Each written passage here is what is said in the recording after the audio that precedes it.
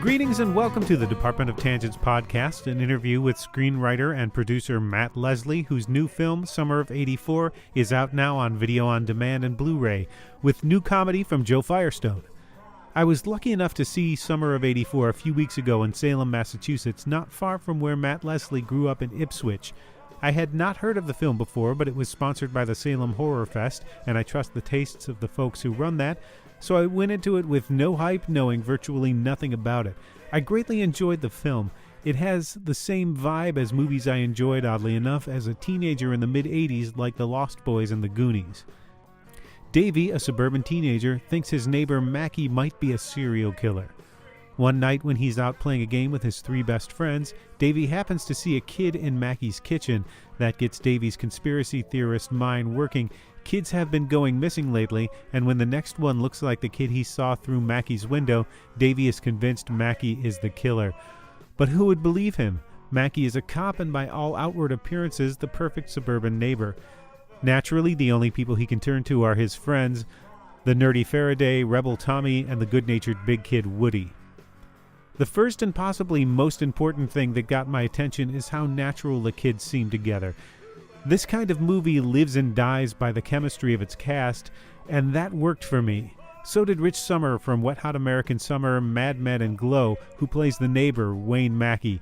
He has to be likable enough to cast doubt on Davey's theory, and creepy enough that Davey doesn't seem insane, and Sommer walks that line very well, into the third act when things change dramatically.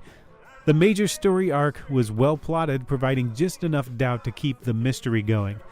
Leslie co-wrote the script with Stephen J. Smith and also served as producer. We keep the conversation mainly spoil-free for the first half, but there are some elements we needed to dive into, so if you haven't seen the film yet and want to avoid spoilers, stop when I mention that in the conversation, and please do come back and finish when you've seen it. After the interview, stick around for new comedy from Joe Firestone's latest album, The Hits. And now, Matt Leslie.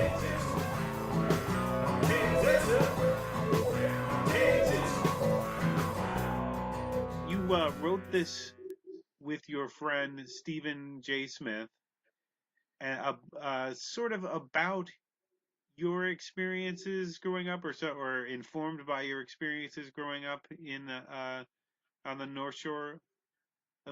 Yes.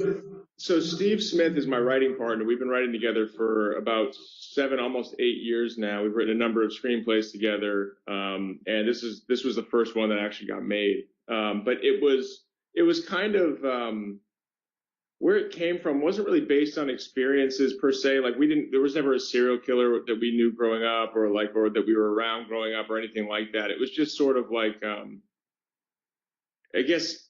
We both lived in suburbia, and we both had neighbors who we thought were creepy or interesting. And he grew up in suburban Milwaukee, Wisconsin. I grew up, as you know, north of Salem, Massachusetts. I grew up in a town called Ipswich, Massachusetts.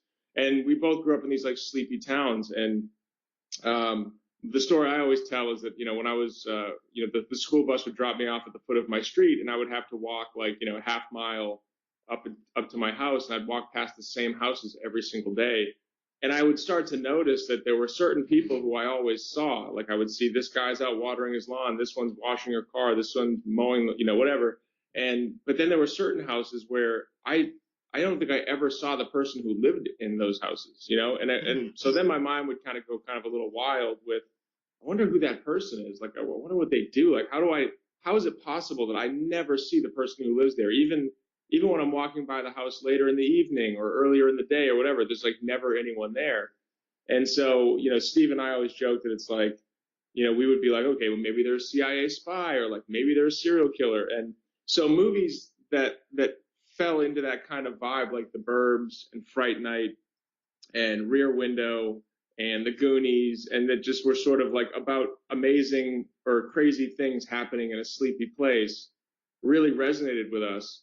And so we kind of were talking one day, and I was like, I would love to make like our version of that movie, the kind of movie that we just haven't, how do we do that, but we do it something that we haven't seen before.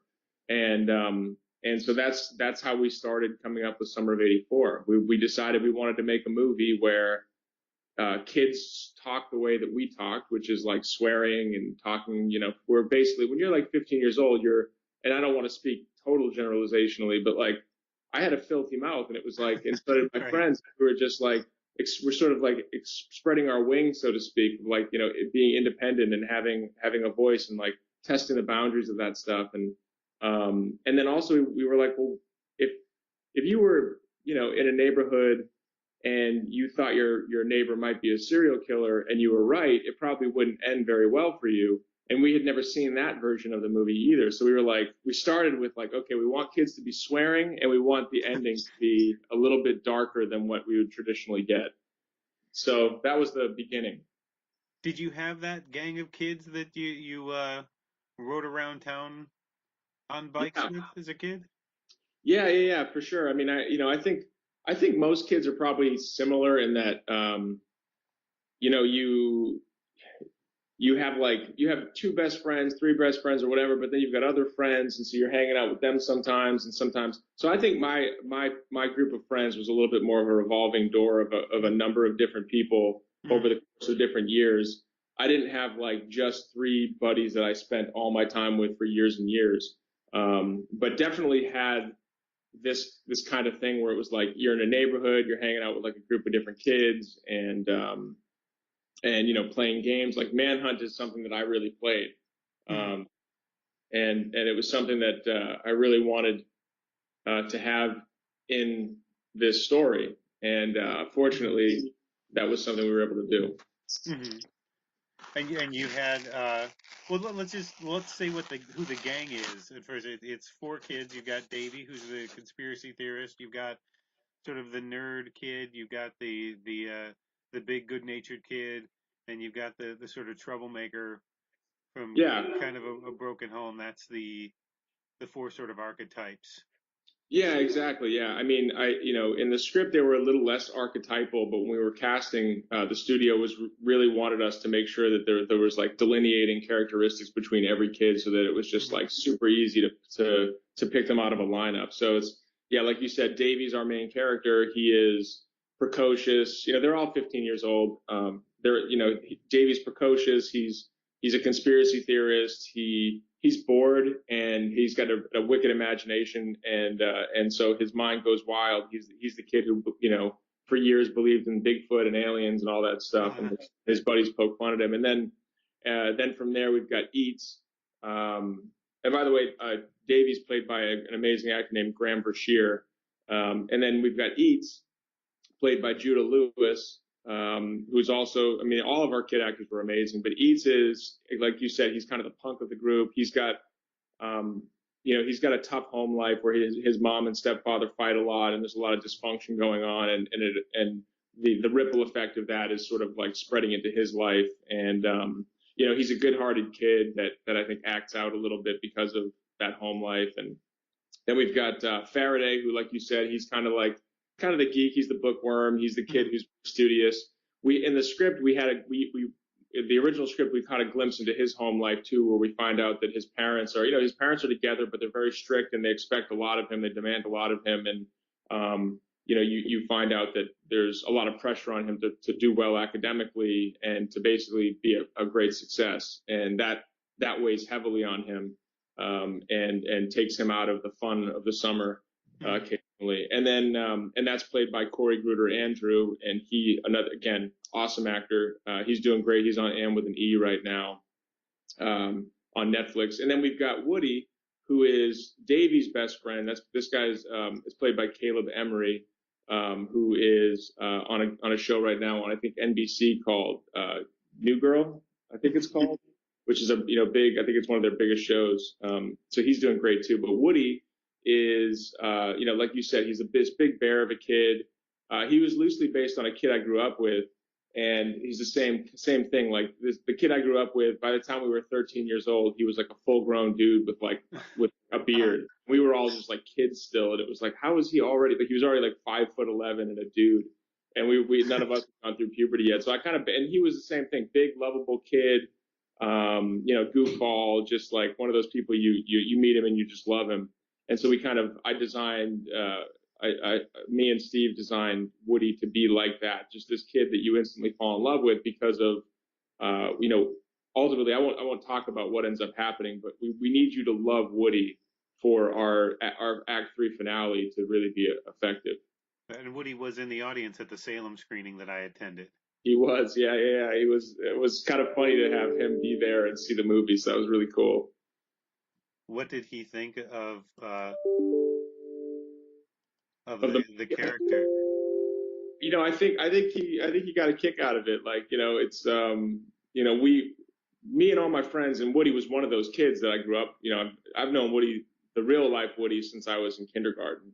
They did call him Woody? Yeah. His name is Aaron Woodworth.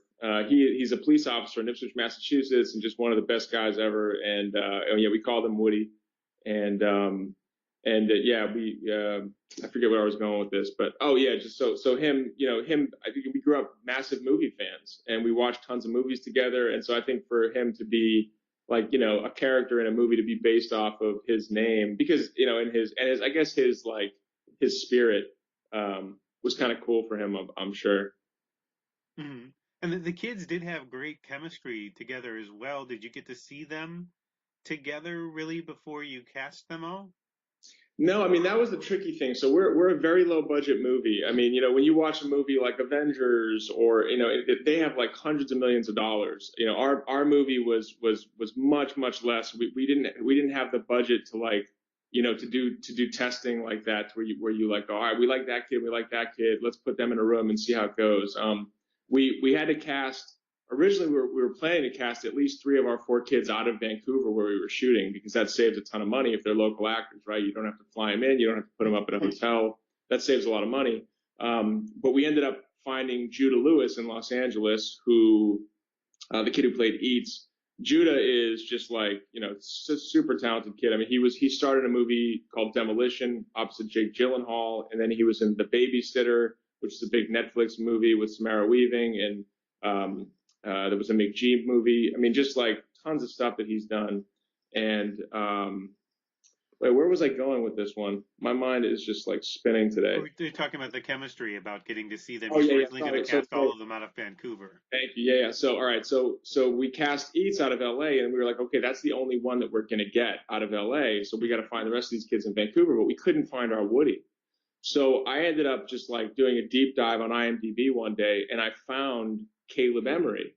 And I reached out to his manager, and I didn't hear back very quickly, or I didn't hear back. So I just DM'd him on Instagram, and I said, hey, look, I know this is kind of weird, but I'm the writer producer of a movie, and I think you could be great for this part. Would you want to audition for it? So he sent us his tape, and it was great, and we all fell in love with him, and he ended up getting the part. But basically, we ended up with 4 kids that didn't really know each other. I think Graham Brashear and Corey Gruder Andrew may have known each other before the movie, because they're both Vancouver kids, and the business is relatively small up there. I could be wrong. They may not have known each other, but they're both from the Vancouver pool of actors. And then Caleb Emery and Judah Lewis came up from LA. And basically what we did is, like, the couple days before shooting, when everyone got up there, we just had them all, we all hung out together, and we had them all bond and hang out. We ended up, the directors had the idea to send them to do like an escape room together. So they did like a 1980s themed escape room up in Vancouver.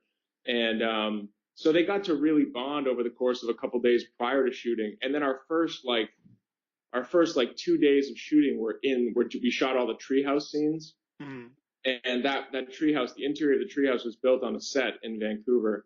And so it was just this tiny little set. So they were like jammed into this little wooden box treehouse for the first couple days of shooting. So they had a really intimate 4 or 5 days together to start off shooting. And I think that they just bonded, and they all really hit it off. I mean, there were never any issues with them. They all really got along. Their parents were all amazing too. Like, that's the other thing, is when you hire underage kids, you get their parents as part of the deal. Right. And I mean, we've all heard horror stories about stage parents and stage moms, stage dads, and all these different people who kind of they make it difficult. And dude, all of our parents were like the coolest people. Like, I'm still friends with all of them. They were like, we follow each other on Instagram and Facebook and stuff like that. Like, we got super, super lucky. So like all of the kid actors were all super talented. They all got along. They had a great camaraderie. They were just good kids, and their parents are great people too. We just super fortunate because honestly, like we couldn't afford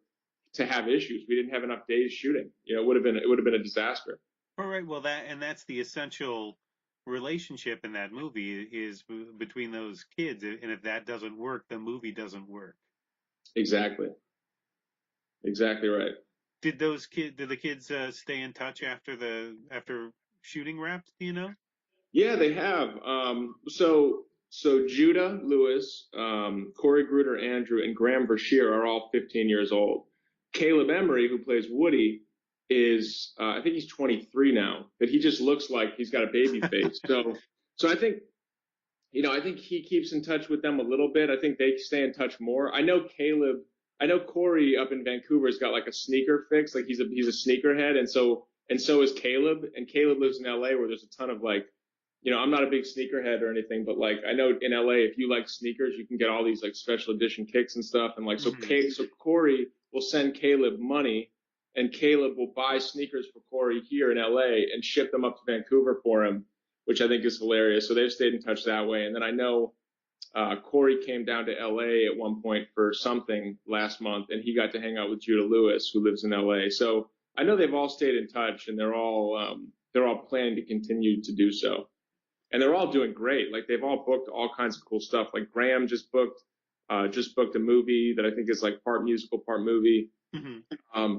Judah has been working nonstop. He booked a Kurt Russell movie after he wrapped with us, and like he basically hasn't stopped shooting since we stopped shooting summer of '84.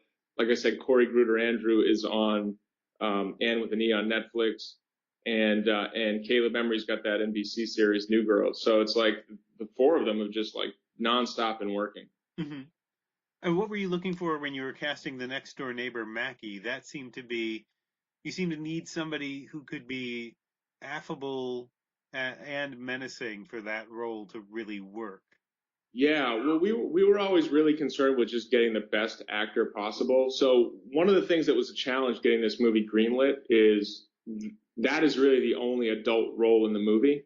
Mm-hmm. And so much of film finance is based on foreign pre-sales, and you have to have a star to be able to sell foreign territories because they go, oh, you've got Nick Cage in your movie. Okay, then I know that we can give you X amount of dollars and toward your budget, and we get like let's say Asia or whatever, like because that's basically how it works. They raise film finance is a lot of times raised by pre-selling foreign markets to raise the budget to shoot the movie. Mm-hmm. And we didn't have that. We didn't have a role to cast a big actor in. And so a lot of places read the script and they said, look, we love the script, but it doesn't fit into our business model. We can't finance this because we can't guarantee that we're going to be able to raise the money or cover our costs and all this other stuff. So mm-hmm. I had to do a lot of obstacles with that. But what was cool is when we finally met with Gunpowder and Sky, who are our financier, and distributor, they were like, look, we love the script. We love the concept. We don't care who you cast. We have the money. We're not depending on foreign pre-sales. We don't need a star. We don't need like an A-list name. We just need you to find the best actor possible. Mm-hmm. And it's amazing because then we could just focus on getting a great actor. And we found Rich Sommer, and we were like, this guy is so good. So Rich Sommer is, he was in the entire run of the show Mad Men, and I had seen, I think the first like 7 episodes of Mad Men season 1, and then for some reason I just kind of fell off of it, and I never ended up watching the rest of it. So I wasn't like familiar with Rich, and our casting director kind of educated us on him and was like, you guys really should pay attention to him. And we all checked out his work, and we were just blown away. I mean, he's such a versatile, like talented, deep, like, I mean, there's so much going on when he's performing something. And so we just kind of fell in love with the guy for this role, and we sent him the script, and he flipped for it. He was like, I've always wanted to do a movie like this. I just never thought I'd get to because, he's like, I wanted to play a bad guy in an 80s movie, and I don't live in the 80s. So like, what are the odds I'm going to get a role like that? And so he was just amazing. I mean, everything he did in that movie is just like, we would sit there watching him do his takes, and we were just like, that's perfect. We got it, For those who haven't seen the film, he's the next door neighbor who's a cop who always seems to have, nice things to say. He seems to be this Yeah, gregarious guy, and yet Davey is sure he's this serial killer that he's been reading about in the paper. yeah, exactly. Mr. Mackey's his neighbor. He's lived in that neighborhood since before Davey was even born. So Davey's parents know this guy really well. He's kind of like a staple of the community because he's a cop. Everyone, just trusts him, thinks he's this great guy. He coaches the local baseball teams. Like he's just like one of those pillar of the community kind of guys. And near the beginning of the movie, Davey is playing flashlight tag, which when I was growing up was called manhunt, and that's what they call it. And he happens to catch a glimpse into Mr. Mackey's living room, and he sees this kid in there, and doesn't really think much of it. But then a little while later, he thinks he sees that same kid on the back of the milk carton, and now he becomes pretty sure that Mr. Mackey might be the serial killer that's all over the local news. And it's a question of, is Davey right? Was that really the kid? Is he wrong? Is Mackey a good guy or a bad guy? Mm-hmm. And you said this isn't based on your direct experience. Obviously you didn't have a serial killer as a neighbor, but did you have those sort of fantasies as a kid when you and your friends were sort of peddling around the neighborhood and thinking this is where the strange stuff happens out here in the normal suburbs? Well, to be honest with you, there was the Jeffrey Dahmer case was something that really profoundly affected me and my writing partner because I forget, I think that was like 1991 or so, and my writing partner is near Milwaukee, and that's where that stuff happened. Like he's got a friend who lived like right down the street from Jeffrey Dahmer. So when he was 11 and that was going on, it kind of took over Milwaukee and it kind of left an indelible mark on him. And I was 1,000 miles away in Massachusetts, and it captured my imagination the same way because it's just like the darkest, scariest possible thing you could imagine. This guy was killing people and then eating them and like doing even weirder stuff, and it was just like the heart of darkness, really. And so for us, when we started conceiving of this, it was like Jeffrey Dahmer, and then also it was like John Wayne Gacy, who, for anybody who's not familiar, was a serial killer who basically lived in suburbia. And, he would dress up as a clown and he would go to local, like neighborhood parties for kids. And like, he'd be the clown at the party or whatever. But meanwhile, he was like killing adolescent teenage boys and burying them underneath his house. And, so I think John Wayne Gacy is sort of who we modeled Mackey after, but then also with like a twist of Ted Bundy's charm, the serial killer Ted Bundy's charm, Jeffrey Dahmer, sort of like the scariness of that. And then we also just found out when we were doing some research that there was a serial killer in Florida in I think the 70s who was also a cop. And we were like, that's genius. It's like Dexter, but the bad version. We're like, if you're a serial killer and you're a cop, you could plant evidence to make somebody look guilty. You could hide evidence. You could do all kinds of different things to sort of cover your trail. And we always loved that as a kind of a backdrop for that. So, and then ironically, after we finished shooting our movie and we were about to come out, I think this was after Sundance, the Golden State Killer was caught. And the Golden State Killer was the guy who was like the original Night Stalker or whatever, who has been on the loose for like 30 or 40 years. I think he was 40 years. And then they found out that he had been a cop as a serial killer. Mm-hmm. So anyway, that's kind of the serial killer backdrop of like, what inspired us. And then I always tell the story that like, for me, the reason we chose 1984 is because it felt to me like the time when the suburbs no longer felt safe. Like there was this influx of crime. And I remember for me growing up in Ipswich, Massachusetts, I remember my parents telling me a story that in that year there was suddenly this string of robberies in our neighborhood, mm-hmm. And it was the time when people literally went from not locking their doors to suddenly locking their doors, and like there was a paranoia setting in of like fear of what's going who could be, someone might break into my house, someone might do something to me or my family or my loved ones, and so that was kind of one of the reasons we chose 1984, because it felt like a profound shift in our country at that time, and sort of like the loss of innocence. I always say it was like our country was losing innocence at the same time as Davey Armstrong was losing his innocence. Did it feel to you at the time like it was the country losing its innocence, or did you feel that it was just something that was happening in Ipswich?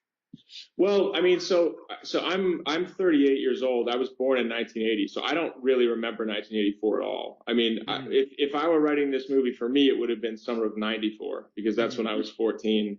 And but I just I think because I grew up in the '80s, I just have such an affinity for that era. Like there's a, like that. Those were my developmental years were in the '80s, and I think that's why we really love the '80s, and we wanted to set it in the '80s, but we didn't want to just wedge it in the '80s. Like we didn't want to just have it be there artificially. We wanted there to be a real, legitimate, like DNA sort of reason why it should be in that year. And we did some research on the economy and like Reaganomics and Mm-hmm. Reagan and what was going on in our it was the Cold War. It was all these different things. The Cold War was this covert, this thing that was just like constantly going on with all this espionage, and it's like the whole thing of like the Americans is like you don't really know who anyone is, and that's kind of the theme of our movie is like you think you know your neighbor, but you never really know anybody unless you live with them, and you don't ever live with your neighbors, you just live near them. Mm-hmm. So we've got that. Steve, my writing partner, wrote that line where they're in Davey's house and his mom and dad are talking about how Nikki's parents just got divorced and or getting divorced. I'm sorry, and she says, "How did you know that?" And he's just like, "I was talking to my buddies and she's like, well, I never would have suspected something like that was happening. And he's like, well, that's why they invented curtains, hon. What I mean? Because it's like, you don't know your neighbors really. Like, you meet their representative, and which is like, who they present to the world, and so you get a glimpse of each of our kids' home life, so that you can see the true reality of who they are and what they're going through. Because Davey doesn't know that Woody's mom is like an alcoholic workaholic who's a total disaster, and that Woody's basically her parent. They don't know that Eats' parents fight like cats and dogs. I mean, they know a little bit, but I don't think they know the extent of it. So I think it's they don't know that Nikki's parents, how dysfunctional that's all been. On the surface, she's just this like beautiful girl who's got everything going for her, and deep down, she's just feeling completely alone. Mm-hmm. So much so that she feels like she can't talk to anybody. So she starts talking to the 15-year-old kid who she used to babysit because she doesn't think that he'll judge her. Well, that's why I feel like it's an effective tool that you don't get to see a lot of you don't get a direct look into a lot of the characters' home lives. You get more with Woody than the others, but you just get these glimpses of things, and things come out in their conversation, and that's how you would have experienced it if had you been in a neighborhood like that. So Yeah. you've got these sort of threads of stories that turn into rumors that you don't know, and that fits perfectly, I think, with Davey's suspicion of Mackey. Oh, cool. Glad to hear that. Yeah, that's how I experienced that. And it's part horror, it's part mystery, and it's part comedy. How did you engineer that balance? What were you going for? Yeah, I mean, so to us, we always wanted it to just feel like real life feels. So, when when I was 15 and I was hanging out with my friends, it was real life, but it was like it was comedic. We were always laughing. We were always joking about stuff. It was always lighthearted and, yeah, mischievous. And like, we definitely were always laughing. And I think that that's a similar experience for a lot of young boys and young girls, that when they're together and they're alone with each other, it's just like they're goofing off and they're having fun. Um, then there's the stuff like I said, where you get a glimpse of the adults in that world and their real lives. And, when you become an adult, there's a lot of pressures on you, and a lot of people are quite flawed. And so they bring that into their home lives. And so that's when you get the more serious, dramatic moments of the story. And then in terms of the horror aspect, it's funny because I think some people have noted that there's like a dramatic shift in the tone when you get into Act 3 in the movie. Yes. So we're not talking spoilers just yet, but Right. but to me, the way I always compared it is like, if you go, let's say you went to the zoo and you're walking around and you're looking at the gorillas and you're looking at the lions and let's say you're really fascinated by lions, and so you lean a little too close over the railing and then you fall into the lion's den. Well, suddenly you just went from having a really nice, pleasant day to like the shit hit the fan and you're probably going to be someone's food. Mm-hmm. And that's really how this would happen. Like this kid is poking the hornet's nest. and he's poking the hornet's nest, and then the hornets explode out, and the shit hits the fan. And so that's kind of really why that there's a shift in Act 3, because essentially Davey reaches a point of no return, and that's when it gets really scary. So I think for me, there are a lot of movies that have a structure like that, and I love those movies. Like I'll just name a few, and I don't know if you've seen them, but like one movie that really had an effect on me and an influence on my writing is a movie called The House of the Devil, which is like a 2009 or 2007 or 2009 movie, written and directed by this guy named Ty West. And that is exactly the structure of that movie. It's like tension and pressure just building and building, and you know something bad's going to happen, and then Act 3 hits, and like is an explosion, and it's like, oh my God, this is crazy. There was another movie called The Invitation that came out a couple years ago, directed by Corinne Kusama, and I think her husband wrote it.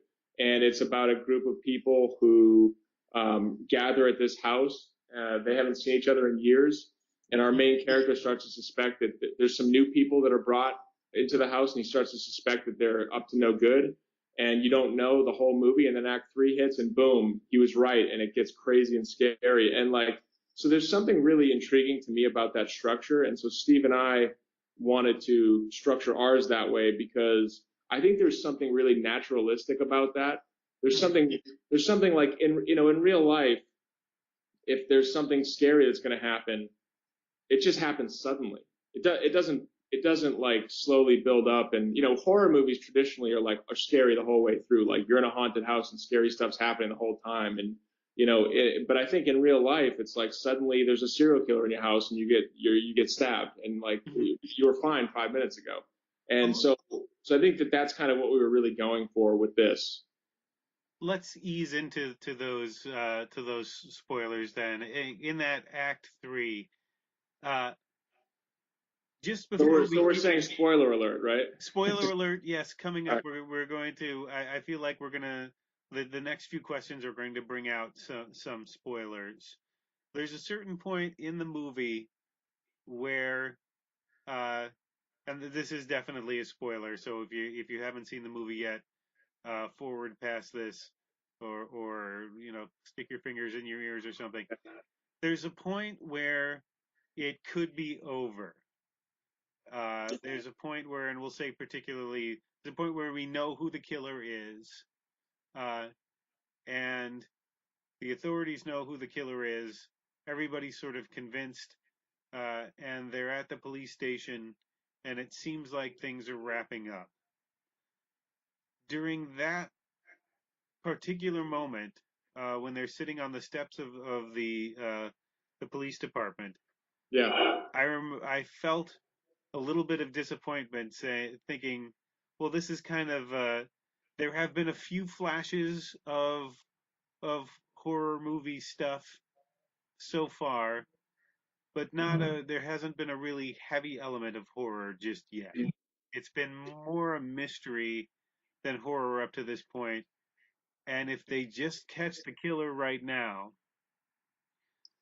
then this'll be.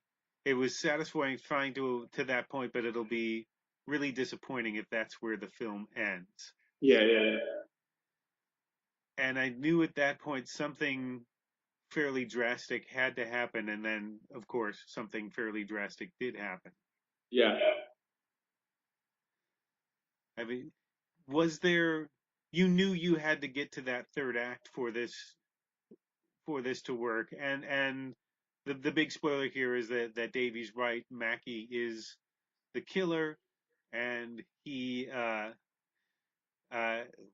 no longer at his house when the police are there, and he winds up kidnapping Davey and Woody, as it turns out, because Woody's staying over with them that night. What made that necessary in your mind? That what happens in that third act? Well, so I think the simplest way to put it is, up until that point, our movie isn't doing anything we haven't seen before. Now, I don't mean to say that there's nothing original in it. Like, we tried to make our characters original, the dynamics original. We really, we obviously like did our thing with it. But I just mean to say, like, that's not untread territory. Mm-hmm. But when we, Right. like I said, when we started this conversation, what we wanted was we wanted kids who swore and talked like we did, and we wanted to have a realistic ending, an ending that we felt wasn't a studio ending. It was an ending where this is probably how it would happen. If a kid stumbled upon his neighbor really being a serial killer, it would not end well for him. Mm-hmm. And the reason I say that is because serial killers are typically, I don't know if I hate to speak in generalizations, but I'm pretty sure serial killers almost always have a much higher IQ than the average person. Mm-hmm. They've been doing what they've been doing for a long time.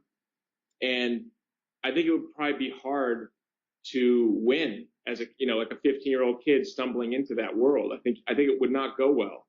Mm-hmm. And so that's ultimately why our Act 3 is the way it is. That is where our movie sort of like plants a flag in this genre and says, this is what we are bringing to this genre. And hopefully, our goal was always to make this a cult classic. Like this, we knew this wasn't going to be a movie that got released on 3,000 movie screens all across the country and all across Mm-hmm. the world. We knew it was going to be a small movie because we're killing a kid, and there's other kids that are gone missing. Like it's not. We knew this was going to be a massive release. Well, let's stop there for a second and address that. It's the kid who winds up dying is Woody, and of course you kind of feel, but after that happens, one, there had to be a body, somebody had to die for this to really hit home. Otherwise, there's really no stakes in it. And of course, once you reach that point, once you realize that, and you realize the one who has to die has to be the most sympathetic character. I mean, that's a device that goes back thousands of years. It's, Mercutio had to die for Romeo and Juliet, to wrap up things there. And Woody is the sympathetic character. So it's kind of inevitable that he has to die in this. Yeah. And I think, it's funny. It's been really funny watching, Twitter react as people watch this movie. Every night I kind of go on and I check out the comments just because I'm just fascinated by how people react.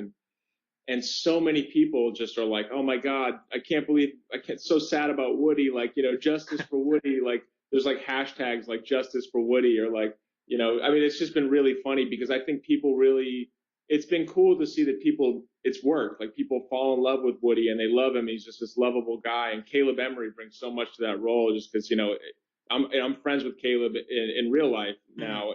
And he's just this lovable kid. I mean, you want the best for him. You want to help him when you can. And you just hope you hope the world treats him well. And, I think when the Woody character isn't treated so well by the world at the end of this movie, it's kind of heartbreaking. Yes, And to put it mildly. So our plan worked. Well, what frustrates me in these moments sometimes is you see people. It happens a lot on TV shows. If you kill off my favorite character, that I'm not going to watch the show, you made a big mistake, and that's horrible. But that's what you have to do if you want to write something compelling. I mean, that's in especially in sort of, well, in a horror genre or in something, there have to be stakes, and there has to be danger, and for that danger to feel real, somebody has to feel it, and it seems silly when people say you at one point you need to evoke that reaction in them as a filmmaker, but on the other hand, they think it's bad writing if their favorite character is killed off. Yeah, and I mean we're fortunate in that, like, we're not a TV series. I can see how in a TV series it's a much more delicate balance, right? Like you've got this actor who's who you've got under contract and they love their role, and then you decide you're going to kill them, and so you're going to piss off the actor, you're going to piss off your fans, then you got to fill the hole that actor's was filling for the entire series. I think it's a whole thing. Whereas in a feature, we structured it this way from the beginning, and it was always our intention that this was going to happen. But I will say that we knew when we finished writing the script we knew that we were going to get people who loved it or they hated it. And it's been that way. Like, honestly, there aren't a lot of people who are middle of the road with our movie. There aren't a lot of people who are like, I thought it was okay. We're getting a lot of people who are like, holy shit, my favorite movie. I love it. Oh my God. Or people who are like, I hate this movie because that ending. Right. So, and that's fine with us because I think if you don't have a strong reaction, you're probably not doing it right. And so I'm really, and I know Steve is, we're really proud of the fact that we have people who just passionately love it or passionately hate it. Mm-hmm. And I think the people who hate it, I suspect that there's a lot about the movie that they liked. They just didn't like that choice because it either hit them emotionally or whatever. And I totally respect that. There are movies that I hate because of their endings, or that I don't like, that they challenged me in a certain way and I didn't like it, or it didn't resonate with me at the time. And that's art, I mean, there's plenty of art that I do not get. And that's totally fine. But I'm really proud of the people who, every time I see someone on Twitter say something like, oh my God, favorite movie of 2018, or like, I mean, I just watched Hereditary recently and I love that movie. And I've seen a couple people be like, Hereditary was good, but man, Summer of '84. And like, I think that's like seriously high praise, because Hereditary to me is like, one of the best horror movies I've seen in the past number of years. So there are some structural similarities too there, because there are people, because that's another one where the third act, exactly, there's a huge change, and some people loved it and some people hated it, and it's not a smooth transition, and I'm not sure you need it or want it to be. Yeah, no, you're exactly right. In fact, that's one of the movies I've recently been using as a talking point to talk about that same structure, because it's an effective structure, I think. But like you said, some people just don't like it. But that's fine. I mean, Ari Aster, the writer-director of that movie, I mean, I think that, he's like one of the most exciting voices in the genre space right now because of just what he did with that movie. And I'll watch everything he does now. And yeah, so it's a fun sandbox to be playing in right now. I think it's horror, thriller. The genre space is having a renaissance, and I think that's part of the reason that we were able to get Summer of '84 made. I did enjoy the mystery element of it as well, and there were points where you sort of led people off the path. You had to lead people away from Mackey, so there were different points during the film where I thought, well, wait, what if it's Davey's dad? We see him out all the time. It was possible it could have been him. He's out in a van all the time. Well, and he's not in it. He's called away at a moment's notice. There was a point when I thought it could be I'm forgetting the older brother. Kyle? Yeah, the one who's always flipping people off in his driveway in his muscle shorts. Yeah, exactly. It's been kind of funny to see that reaction too, because I even had a lot of people before it was a movie, when it was people reading the script. A lot of people were like, I thought it might have been Nikki. And, it's just funny to see how people, I think we live in a world now where movies have so many twists and turns and plot reversals and crazy, twists and things. And I think people's minds are always like, oh, wait, it's got to be this, it's got to be this. And it's funny because Steve and I always intended this to be much more of a Hitchcockian vibe, like a suspense thriller versus a mystery. Like, Davey sees the kid in Mackey's living room at in the first 10 minutes of the movie, and then he sees the milk carton, and Davey knows it's him because he saw it, and we saw it too. But it's funny how the kid is just far enough away in that shot that we're like, maybe it wasn't the kid on the milk carton, like maybe, but I think our intention was, we're pretty sure that Davey's right. And so it's more about like a game of cat and mouse at that point, like the suspense of, again, going back to Hitchcock, the idea of like, we know that these two people who are sitting on a train, that there's a bomb under the table, and they don't know, but we know. And, I think death is sort of that bomb under the table. And we, Mackey and Davey don't realize that they're on this crash course, this collision course, and that there is going to be, there's going to be death at the end. But we're watching knowing that that's what's coming. And, we did add some red herrings to kind of keep the mystery a little bit alive. Like there's like the pickaxe and the dirt and all that stuff. And it turns out that's just for the renovation, the Bay Festival, sort of like, they planted flowers down there. They're sort of renewing the area and making it look pretty. And then Mackey was spearheading that for the police department, so it's like instantly, like all this stuff that they thought was surefire evidence that he was killing people is like wiped away. Like the dirt that he thought he was burying bodies in his garden, the pickaxe that just seems like this violent murder weapon. Like it's all for like this very basic thing that they were all doing. So, there's stuff like that we, at one point the serial killer is caught, the Cape May killer is caught, and I think some of the audience is probably like, oh, okay, well it's not, but then you realize Mackey caught the guy, and it's like, oh shit. So I think we just like to play with those reversals and just kind of have fun with it, and hopefully create a fun journey for people. But we were really never trying to bury the lead. I think we always felt like, most people probably know Mackey. Yeah, well, but you have to it's a really short movie if you don't have those doubts at some point, Yeah, exactly. Otherwise, it's Davey says, hey, I think our neighbor's a serial killer, and everybody else in the movie goes, that makes sense, and then arrests him. Then that's a really disappointing short film.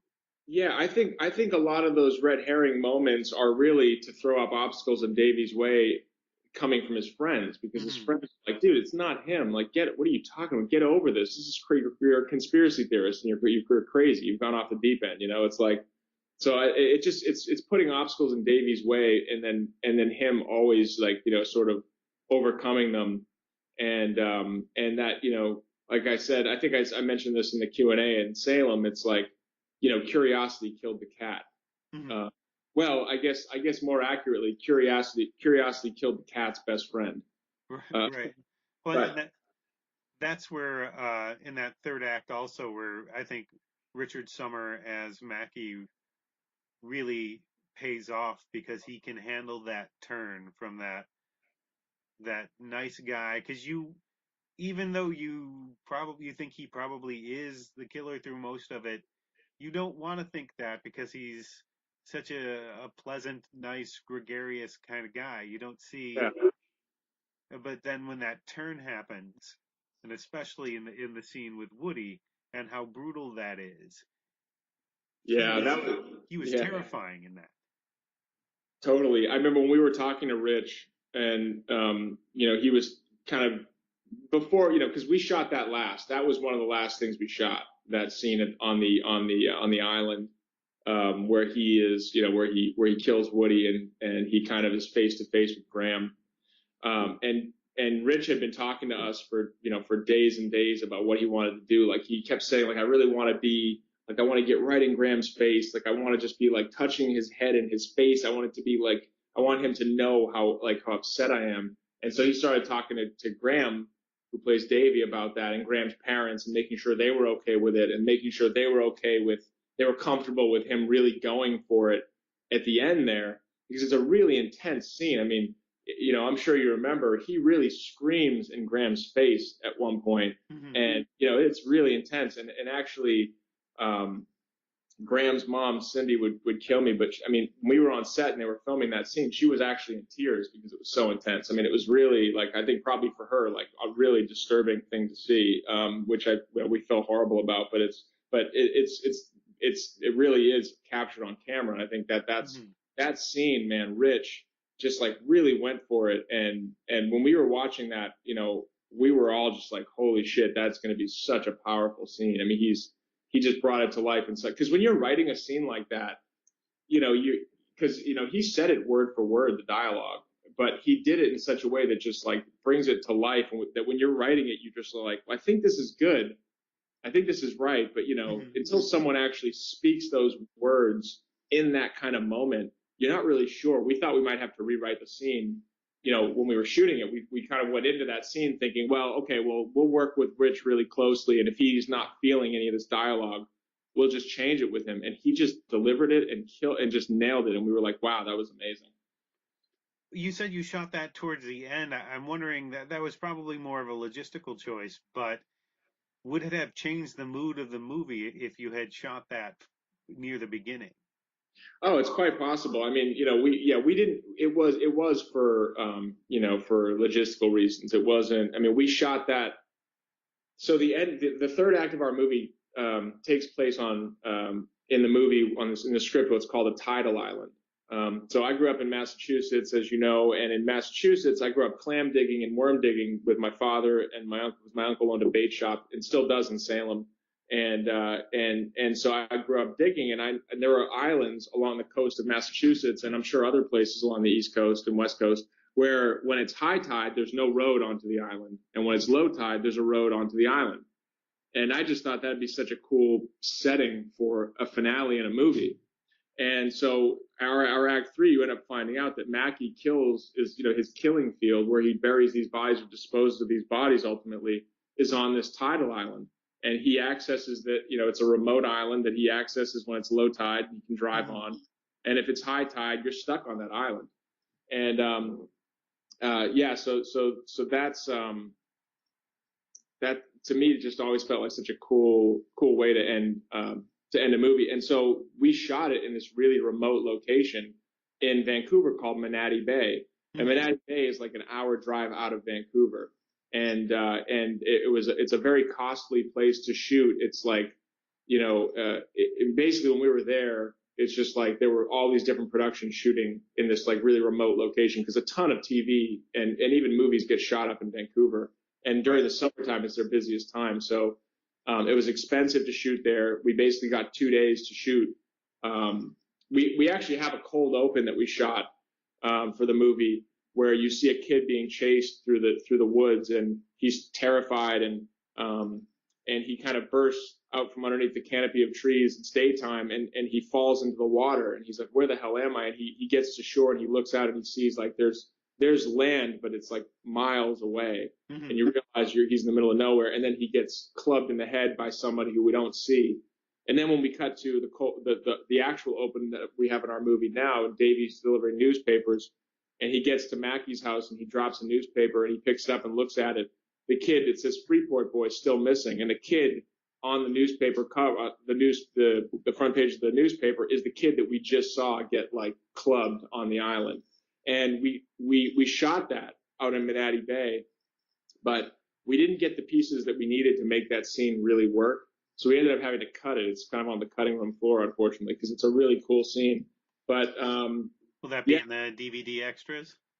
No, unfortunately, no. I mean, again, that takes budget too, and like we're super low budget movie, and there's not a lot of money to we don't have the big studio backing us. That's just like let's do some really we on our Blu-ray and DVD we've got director's commentary and we've got a blooper reel, and that's it. But I don't think anyone will ever see the cold open, unfortunately, because it would have been really really cool to open the movie that way. It just wasn't working with the footage that we got, unfortunately, because we were in such a rush shooting because we didn't have much time while we were there because we had to shoot not only that but the whole entire ending in 2 days. It was crazy. So yeah, that's the story of Manatee Bay. And you did leave it somewhat open. I know that's more of a story choice because Mackey's still out there somewhere, and you wanted that to end with the feeling that this isn't settled. But of course, that brings up the question that I know you were asked in Salem, and you were probably asked at every screening of this about doing a sequel at some point. Right. Yeah. I mean, it's a really kind of cool, flattering question to be asked because at least it means people enjoyed the movie or enough that they would think it'd be interesting. We always intended it for it to be a standalone movie. For us, what makes that ending so great is that now, just like Davey Armstrong, you have to walk away from that movie wondering what would have happened. Davey's now going to spend the rest of his life looking over his shoulder because Mackey tells him at the very end, like, I'm not going to kill you right now. Instead, I'm going to make you go and live your life knowing that one day I am going to come back and I am going to kill you. And it just feels like such a dark kind of a thing for a kid to be left with. and it feels like it just felt like an ending that we really wanted people to have to sit with and deal with.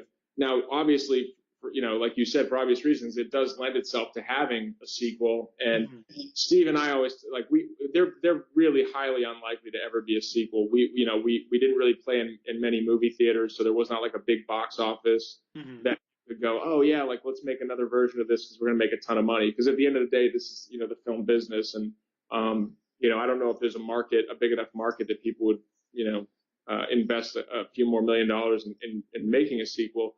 But Steve and I kind of toyed with an idea that we think could be cool. And the idea would basically be like, it's 25 years later, and Davey is now a father of a 15-year-old boy, a teenage boy. And essentially that's when Mackey comes back.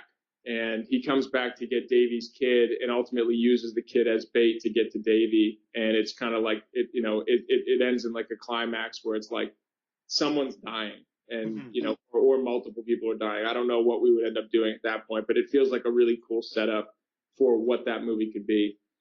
It could be problematic because you wouldn't have that surprise third act correct anymore. Well, that's the problem with so many sequels, right? Like a first movie, usually what makes it a hit and why there would ever even be a desire to have a sequel is because it did something really cool and unique and it resonated with people. But typically it spends its fuel in its concept in that first one. I mean, there's so many movies that you can look at where you're like, oh, the first one's great and the sequel was trash. And well, the sequel was trash because the first one resolved itself and the concept, and then you're left with like, just kind of whatever for the second one. The concept's already been spent. Well, sometimes you have to change that concept for the second one slightly, and then it's not what people fell in love with in the first one. I mean, it's you could look at Texas Chainsaw Massacre 1 and 2. They're vastly different in tone. The second one's kind of more of a comedy and character study, although there are frightening elements to it. Whereas the first one, you can't do if you want to make a good movie as a sequel, you can't make the same kind of movie you made the first time around. So you're already alienating your audience to begin with. Exactly. It's a tricky thing. I mean, I think that the version that I just pitched would be cool. I just think it would be a different movie. You wouldn't have, you would know it's Mackey the whole time. You would be thinking, when's he going to show up? What's happening? And yeah, it would just be different, but I think it would be a resolution and it feels like the logical conclusion to the movie. But again, I mean, the likelihood of that ever happening is incredibly low. So we probably won't ever find out. I know one of the divisive things in this movie, other than the killing Woody, and here's where if you're forwarding past here, I think we're done with spoilers for now.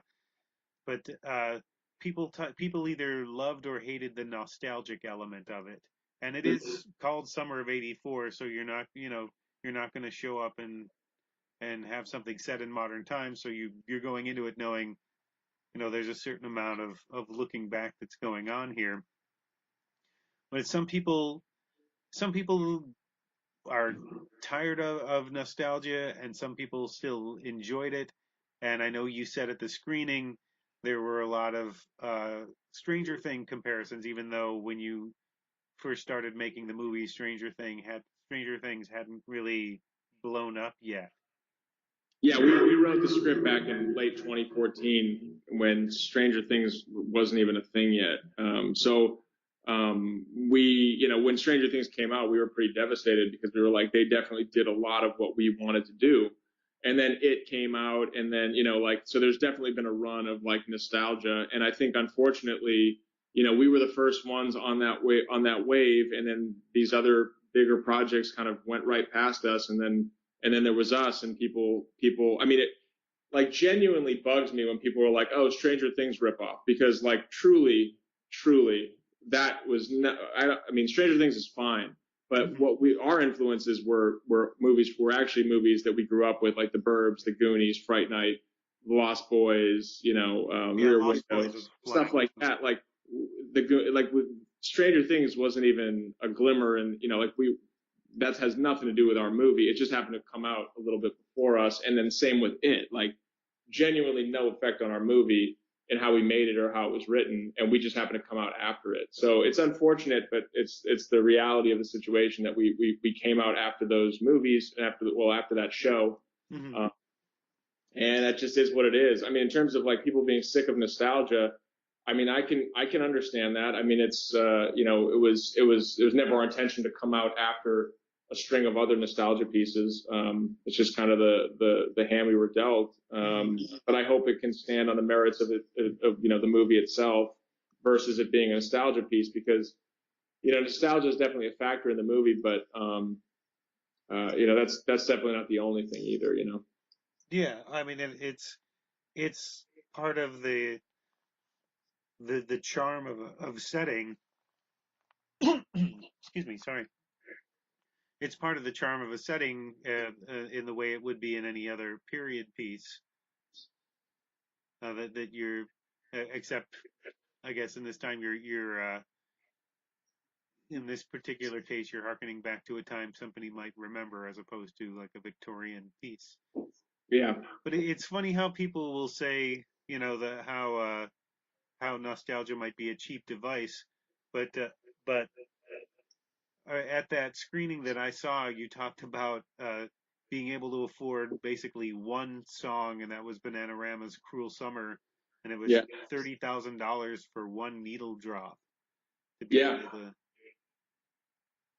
Yeah, it's true. It's crazy. I mean, music is expensive. I got to work on the movie Straight Outta Compton, and I mean, I think the budget for music and that was in the millions. Like I think $1 or $2 million just for music, just to play music. I mean, it can be really expensive. And like, basically what I'm saying is the entire budget of our movie was just the budget of music on Straight Outta Compton. You know what I mean? It's like that's how much music costs. So yeah, for us to be able to afford Cruel Summer, which cost $30,000 for that one needle drop, it was a big win for us to be able to get that song, because I think it really kind of like it makes it feel like it was real at that time, and we were really happy to be able to get it. I mean, that was scripted in the first draft of the movie, so when we actually got that song, we were like, oh my god, that's so cool. Like so many times you script something and then it changes. I mean, so many different things in the movie.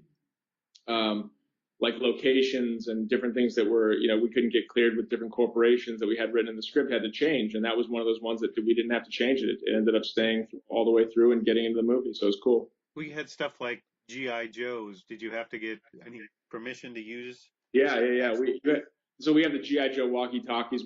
Anything that's a name brand, you have to get cleared with that company. And, so in the script, the T-shirt, the bloody T-shirt that had the MTV T-shirt. Well, originally it was an Atari T-shirt, but Atari was like, "We are not comfortable with you using our logo and having blood and whatever on it."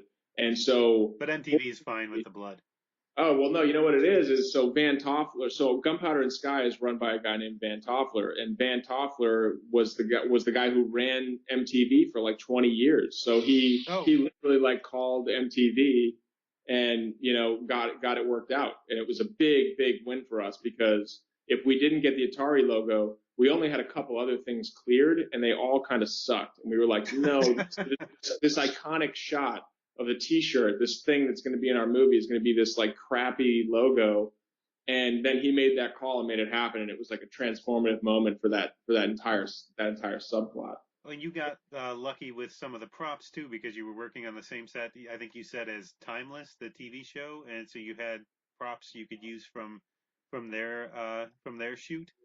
The production company that our production services company was also the production services company on that series Timeless, and I've never seen that show, but apparently it's about someone who's a time traveler, and so they had a lot of like set deck and prop stuff from the 80s, and so our production designer and his team were able to kind of like pick through that stuff and utilize what they could, and it was a big money saver and a really cool asset for us. Looking at your past work, you haven't done anything like this before. You haven't done a horror comedy thriller before. How did this become your first movie? looking back at what you've been working on in the past? I think stars aligning. I mean, we wrote the script because it was something we really wanted to write. You know, I think Jordan Peele, who wrote and directed Get Out, he keeps talking about how when he does interviews, he talks about how if you really just write something that you love and you really love it, and other people are going to love it. And he's like, that's why I got Get Out. That's how I got Get Out made, because I wrote a movie I didn't think anybody would make, but that I loved, and turns out other people really loved it too. So that's really what Summer of '84 was for us. Is we were like, let's just write this movie. It's a period piece. It's based around kids. It's going to be a hard one to get made, but like, who cares? Let's just write it and just have a blast doing it. And it just happened. And then, we wrote a horror movie after that one called The Harrowing, which is it's a modern version of like Rosemary's Baby with like a big twist ending. And so that one is, we wrote that script after Summer of '84, before Summer of '84 actually got made, but like after we wrote Summer of '84. And so we've been kind of writing horror thriller for a while now. It's just kind of something we've fallen into. We've written other genres in the past, but it's just right now horror and thriller is just like a really hot commodity, and it happens to be something we really love to write. So Summer of '84 has been a really cool launching pad in that regard for us writing that genre. And you want to continue making movies? Yeah. Your next couple of projects? You're working on a TV show around the Polybius video game that was made a cameo. Yep, yeah. A company called Hutch Parker Entertainment is helping us package that one right now. But yeah, it's based on an urban legend called Polybius. So you guys should Google. It's a fascinating urban legend. Urban legend that like I don't think it's true, but I guess no one really knows. But we kind of tapped into that for this TV pilot that we wrote. And yeah, we have a couple other projects on the horizon that we're starting to work on now. And yeah, we're just putting a lot of irons in the fire. Well, you're working on a movie about the Wu-Tang Clan now, right? With producers from Get Out. Well, that's very preliminary, so I can't really get into any details about that because it's all still a little bit up in the air. But yeah, there's a horror movie that we're working on. But yeah, that's about all I can say right now. That has something to do with the Wu-Tang Clan. That was the one that you can't say that either yet. Okay, yeah. Okay. Did I ruin that by mentioning that? Should that be cut out of this? If you could cut that out, that'd be great, because I know I mentioned that at the screening, but but that's like, that was not really a public forum. Like, it wasn't going to get out anywhere. But yeah, I think the podcast, if you could cut this, that'd be great. Sure. Well, can we do this? Can I go back and ask the Polybius question again, just in case, just for cutting, if I can make a smoother cut? I'm not sure if leading. Yeah, sure. But I honestly, one thing is I got to run in like 5 minutes. So okay. And just because I have a 12:30 meeting. Oh, okay. Well, this is the end of it, anyways. Well, I'll just deal with that. I'll just say I'm happy to do the Polybius question again, though. I mean, I have time. I definitely have time to do that. Okay. So you're working on a TV show, a TV pilot based on the Polybius video game, and Polybius is actually a video game that's in one of the shots in Summer of '84. Yeah. So that's kind of an Easter egg that we put in there. Our production designer built that arcade machine, which is this sort of like an urban legend. Polybius, if you guys haven't heard of it, you should definitely Google it. Polybius is like a Cold War era urban legend about an arcade cabinet that had like psychological effects on people who played it. And so we sort of took that concept and turned it into a TV pilot where we were like, well, what if whatever the technology was in that arcade cabinet in 1981, what if that made the jump to present day and now suddenly was in a VR headset? And the series kind of jumps off from there. So I think it'll be a fun one. And a company called Hutch Parker Entertainment is helping us package that right now, trying to like help get it made. So we'll see what happens there. So what else do you have coming up? Well, that's kind of all the stuff right now. We're writing a couple other things that are a little too early on to discuss, but my writing partner Steve and I have a TV pilot, a digital series pilot at a company called Skybound Entertainment that we finished writing relatively recently. They're the guys who did The Walking Dead and Fear the Walking Dead, and it's based on a video game called Oxenfree.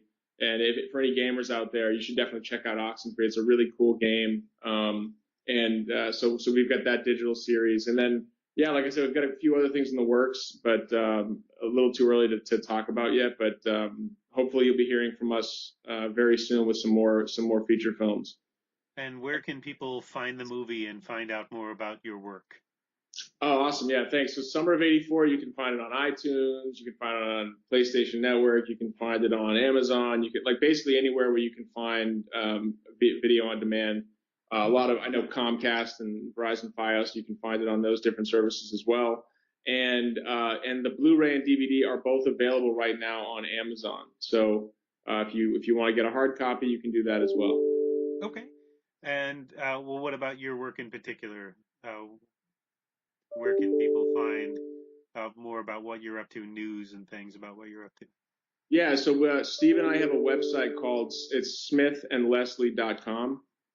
And you can always visit our website and check it out, and we try to update it as much as possible. And yeah, so that's where you can find out about us, or you can go on to imdb.com and check us out. You can find out other projects we're working on and stuff like that. So. Okay, thank you for taking the time to speak with me. I appreciate it. Thank you, Nick. I appreciate it, man. Thanks for coming to the screening and for taking the time to chat with me. Oh, you're very welcome. I loved the movie. Awesome, man. I appreciate that. An arrow to the head isn't always a trick. Thanks again to Matt Leslie for taking the time to speak with me. Look for Summer of '84 streaming on Amazon Prime and Vudu, or pick it up on Blu-ray now.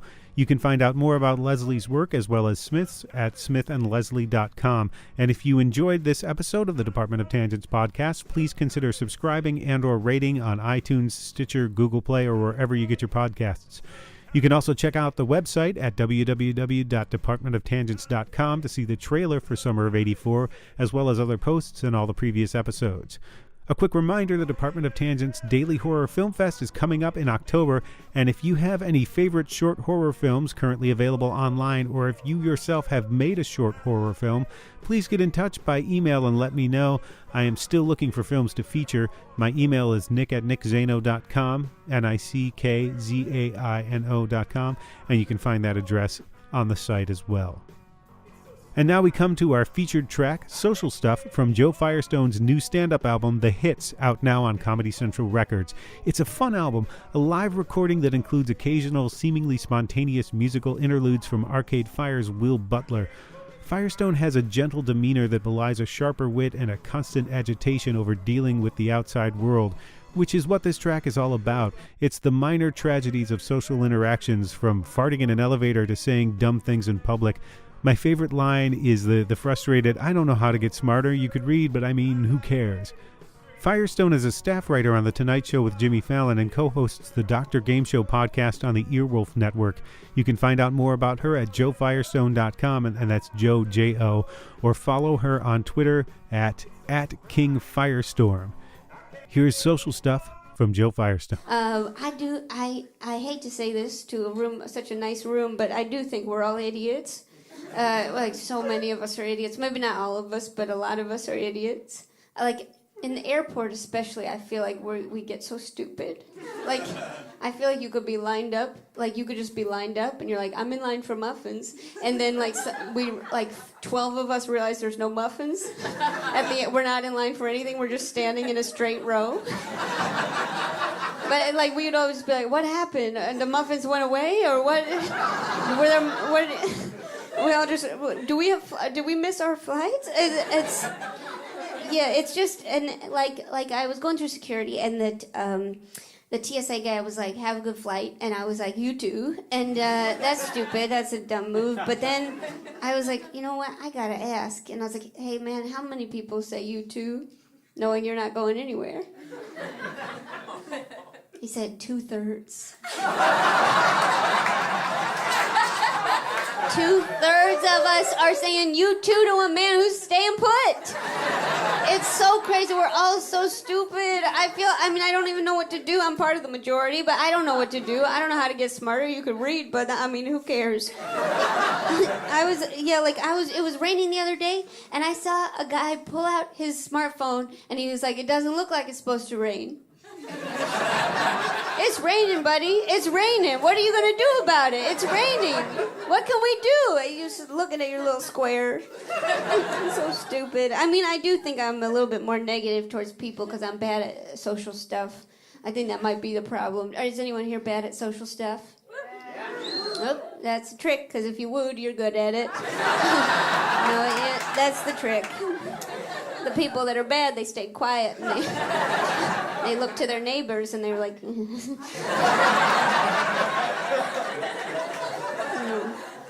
I'm bad at social stuff. I always do the wrong thing. If you ever want to ask me advice, I'll tell you something, and then you just do whatever I didn't tell you to do. That's it. That's the rule. Like, I went into an elevator the other day, and I was by myself, and so I farted. And that's legal, you know? But then I got down to the lobby, and I saw someone I knew, and then I saw her walk towards the elevator car. And that's the moment 17 Magazine's been warning about for decades. Preparing you all kinds of scenarios, but it's like, what do you do in that situation? Like, you can't be like, please don't go. I made it stink. You can't, what can you do? You can't really say anything. So it's like, you just have to let it, it's terrible. So it's like, what can you do? I sent an email. The subject was, I'm sorry, and the body was blank. I got a lot of friends that like to touch. A lot of friends love to touch when they say hello. It's like, hello. You get their little fingers in there. They go, hello. You get a squeeze on the hug. You get a little hug. You get a little high five. You get a little hand. I'm done with that. I don't like that. I had a friend that tried to kiss me on both cheeks when she said hello, and I had to push her into the river.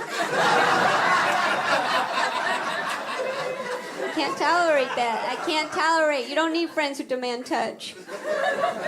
I also stopped making eye contact during oral sex.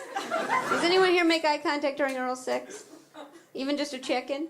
I knew this was a check-in crowd. You don't have to. You don't have to look at it. If you're down there doing what you need to do, you can't make smiling eyes. You're in there, you're doing your work. The only expression you're going to have is fear. And you don't need to confront someone with that in their pleasure zone. If you go home tonight, you do that with your partner, you avoid eye contact, you just tell them you learned at a comedy show. It's cool. It's cool. And they'll be like, oh, yeah, good. Get down there, Everybody loves oral.